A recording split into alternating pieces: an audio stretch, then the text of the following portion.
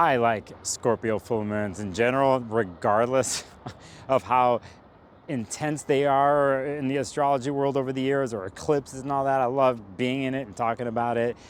This one in particular that happens on May 12th, Monday Pacific time, 9:55 a.m. I don't think is the easiest of ones, and I'll talk about why, especially when it comes to communication, and I'll get to those details. In general, Scorpio water fixed sign has a tendency, especially the moon, to want to be private. Now, when it is full, shadows are illuminated. And I think here is one of Scorpio's gifts, is to actually get to the heart in the shadows and eventually illuminate them or speak truth to them. So there is a speaking truth aspect to this full moon. It's just how it's done. And I'm gonna say for most of you to be careful how you're gonna do that, okay? I'll talk about the reasons why. Mars in Leo is the ruler of the Scorpio full moon this time, which is running hot, burning hot, and likes to express itself in many types of ways, creatively, dramatically, also generously if balanced. I will say it's pretty good. And you know, in this full moon chart, it's actually kind of working with a beautiful relationship with Venus in Aries, a fellow fire sign. So on paper, it looks pretty good, doesn't it? But there's a couple things here that throw it off for me, and here it is. Mercury here is just entered in the sign of Taurus now, wanting to speak communication matters and moving through the world in a slow, methodical, practical way, a sensible way. So it doesn't lend itself to drama. It doesn't lend itself to outbursts, anything like that. Slow, methodical conversation that's well thought out. In the chart at the time, Mercury is squaring Pluto in Aquarius. And here is truth, a Plutonian type of truth that gets to the heart of the matter. It can be cold, clear cut. And Mercury and Pluto are basically going through a 90-degree stop sign at each other. And there, hence something is tension filled there with Mercury. And it's at this point, you know, can a certain type of conversation happen where it is truthful, but is it cold and cutting and hurtful? Or does it have to do with power and control over speech or non-speech or listening or non-listening? All these types of dynamics that happen in communication in general. And it's a backdrop pretty much to this Scorpio full moon. So saying that, we follow things around the chart. But again, the Scorpio full moon is ruled by Mars in Leo. Mars in Leo is ruled by the sun in Taurus, which is ruled by Venus in Aries. And we go back to the Mars in Leo. Again, you have to be careful here about what is said or what has been brewing to a place of something that needs to be said. Another thing that messes with the communication story is Jupiter in Gemini. Jupiter, which has been in Gemini since last May, we're almost finishing the cycle here, is in Gemini, the planet air sign that has to deal with communications, how you conceive your ideas, thoughts, and opinions, and logic, and how that is expressed verbally, through emails, through text, through all types of the communicative measures that we use these days. And when Jupiter is in Gemini, it multiplies that, it enhances that, it expands upon that, and sometimes goes overboard. Mercury, you see here now, is connected. Now, Jupiter in Gemini, a certain type of relationship in astrology that's called a quincunx, an inconjunct. It means that Jupiter in Gemini is connecting with the moon, but they did not see eye to eye. So the Scorpio full moon and Jupiter in Gemini are like missing each other. It's like if you were looking at me right now, but you didn't see me, and we weren't seeing eye to eye. We were just kind of like going past each other. We weren't connecting. And Jupiter is doing that to this full moon. Jupiter in Gemini being ruled by that Mercury that I'm talking about, in stubborn Taurus that needs to go methodical, that is being overridden, power play by Pluto. This is where it gets funky for me. So I, in general, like to take, this is my opinion on the whole thing with this lunation. If you're a type of person that has anything in fixed signs between 20 to 23 degrees, pay attention. If you're a Scorpio, Scorpio rising, Scorpio moon, listen to me. There's a gift that goes to be able to go in deep and to discern secrets and to see things for what they really are that most people cannot do. There's an intuitive element to all this, right? It's to kind of see through things and to walk in places emotionally that most people wouldn't dare to do. But besides being curious and having the investigational curiosity that Scorpio moon will do, the reasons is key. Why would you do that? Why would you go to the heart of something? What are you going to do with the information, the revelations that come in those shadowy places? That is always the key thing with Scorpio in general, is how they wield the power that they encounter and find the truth. And this is the key part of this. Some will use it to manipulate others or to pull weird moves in relationships or in the world or in politics or whatever else, right? They'll wield something they discover in the shadows over someone to overpower them, to manipulate them. Or another scenario is you get to the heart of the matter of things, you see it, and then you have to decide, do you speak truth outwardly? If Mars in Leo is the ruler of the Scorpio full moon and wants to outwardly do things and push things, we have to be careful. We have to discern if it is the time to do that or in which way you do something like that. I would take an observational point of view in the shadow world of Scorpio full moon. So whatever it's revealing, I, in particular, would look at all sides of it. Truth, not truth, whatever comes up, the Scorpio energy at times will have a tendency to do what a lot of fixed signs do. It's either this or that, all or nothing. And I would sit in the place in between all or nothing, which is observational. And when you're in the deepest shadowy places, or when shadows and secrets are revealed, from an observational point of view, you truly know what it is and you have time to take in what it is. Maybe you don't say anything, maybe nothing has to be done. Truth is truth, and that is what it is. If something does need to be said and action needs to be done, well, how will you do it? And what are the true purposes behind the action?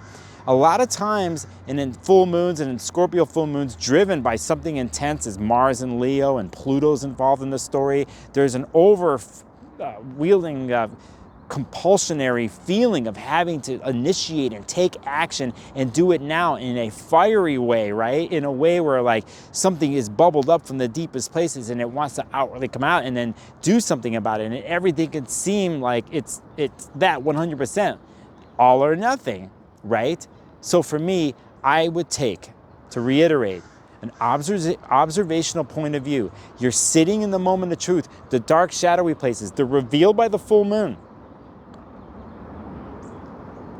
What do you do next? And if you catch your body telling you impulsively to take seems like dramatic actions or dramatic types of conversations or spitting fire out somebody, even if it's the truth, why would you do that, and is it effective, right? For me, in the end, if Scorpio energy is truly balanced, they see past the intensity and they see the bigger picture. And it's when they can be calculative about when the truth is exposed and revealed that is to the benefit of themselves and to the world. Yes, the truth needs to be spoken and expressed. It's the vehicle and the timing. For me, some of the things here for those who deal with scorpionic planets in their chart are all the way back to November 1st of last year when we had the new moon in Scorpio happen there, which was ruled by Mars in Cancer. That was at 29 degrees opposite Pluto at 29 degrees. Okay, so things have come into fruition for some people who have major Scorpio planets stories in their life. It was back in November where this was set off, and it's come to fruition here.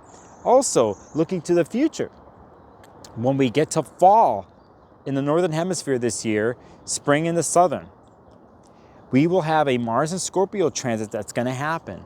And it's somewhere in the end of October where we're going to have a basically new moon, we're going to get into the new moon in Scorpio, but most importantly, around those times, Mars will be in the planet of Scorpio, and it will be hitting this degree at 22 degrees.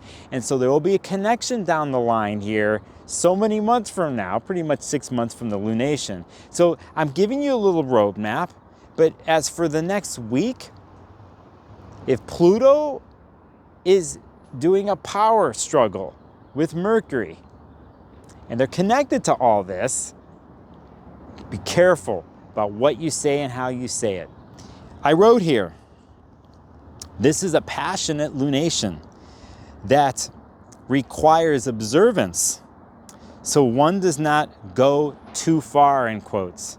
And I wrote, instead of not to do all or nothing, is can you stand in a more deeper, intuitive, psychic, emotional observance, and then take that for what it is, and then keep walking in your story. As always with astrology, when you watch a video like mine or anybody else's, or you're studying and so on and so forth, we come to know the planets and what they mean in our chart, everything in our chart, and it's always revealing itself to us. And the key thing here is to try to take somewhat of an observational point of view. You can't be fully unbiased. You're going to be biased, but can you take a point of view where you're could see chapters of a story or a bigger picture, especially if you're in intense dramatic narratives in your life. And when you have lunations like this, it's the first step one should do. But I think it's always the step one should take when they're studying charts or studying astrology, whatever level that you're at. Is, you're in it, you're intense, and then can you step away and then walk away from it from a little bit, come back, and then you're oh, something else revealed itself to me. I see things from a different angle, right? A different story. And it's key when your heart is surging, things are dramatic, you're pissed off, you're sick of not being able to say something out loud, and then kaboom. One more thing I will tell you.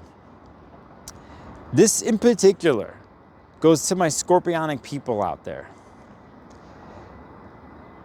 Have you learned the lessons when it comes to revenge or never forgetting something? Something happened to you 10 years ago, 3 weeks ago, however long ago. And it's something you noted and you're I'm never going to forget that, or that person, or that situation, or that thing that messed with me or hurt me. Right? And have it stored up there, and then it's stored up, and then here comes a full moon in Scorpio, and things come back up, or you didn't forget. What do? What's the feeling that you have in your body? And what do you do with something like that? My opinion is we don't want revenge, and we don't want to be vindictive. What we want is forgiveness for yourself. And we want to go to the place that Scorpio does so well. It's the regenerative aspect, the nature of you, to be able to go to the edges of anything and to go over the edge. And if you go over the edge, it's knowing that you're not going to go back.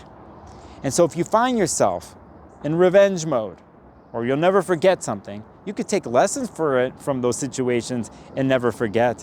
But you want to close the story up is what you really want to do.